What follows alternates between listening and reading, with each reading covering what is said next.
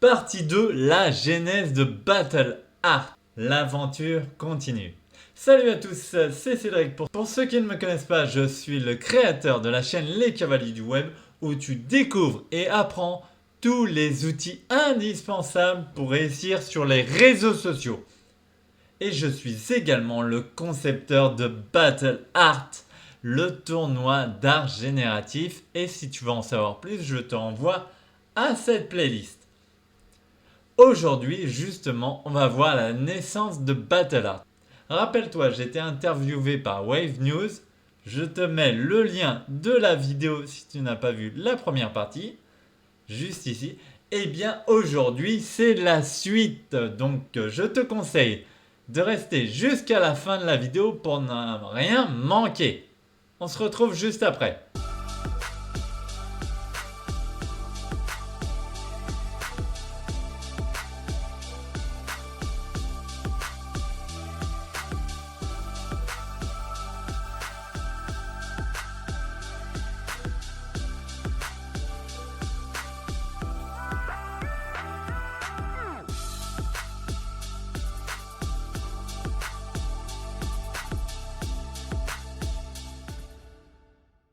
Bonjour à tous.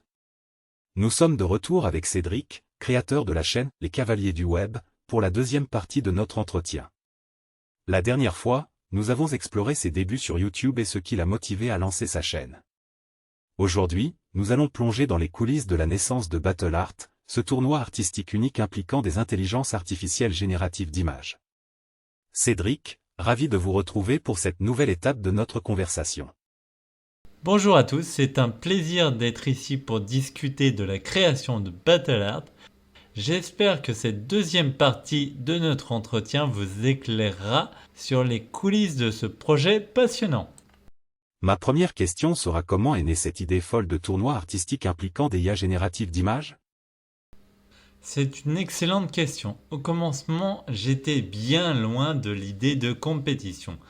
J'avais fait plusieurs vidéos de présentation d'IA générative d'images, dont 3 qui ont littéralement explosé en nombre de vues et d'abonnés.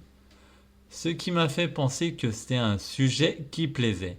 J'avais également l'idée de faire des comparaisons entre des photos réelles et des photos générées par des IA, ainsi que de comparer différentes générations d'IA.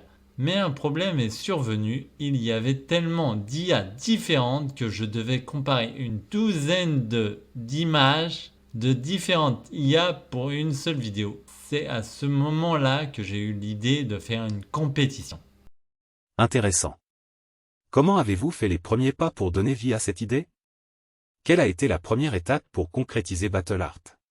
Les débuts ont été principalement axés sur la structuration de cette idée. Je ne me suis pas contenté de dire je fais un tournoi, j'ai commencé par sélectionner un certain nombre d'IA que je voulais inclure dans ce tournoi. J'ai établi des règles pour donner une dimension professionnelle au tournoi. J'ai contacté les détenteurs des IA et trouvé un nom pour le tournoi. Ensuite, il a fallu créer des vidéos d'annonce. C'est pourquoi j'ai rassemblé une équipe de talentueux avatars pour m'aider à donner de l'ampleur à ces vidéos en ajoutant une petite touche d'humour avec leurs différents personnages. Et c'est ainsi que Battle Art est né. Fascinant.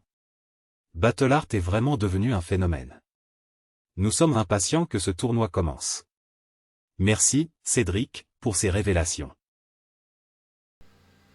Et voilà, c'est la fin de cette interview. J'espère qu'elle t'a plu. Si c'est le cas, n'hésite pas à mettre un pouce, ça fait toujours plaisir et ça donne de la force. À t'abonner si ce n'est pas déjà fait. Et active la cloche pour être au courant des prochaines vidéos. Car il y aura sans doute de prochaines interviews comme celle-ci. Et il y aura de nombreuses vidéos à venir. Donc maintenant, je te dis à demain, 18 h. À la prochaine!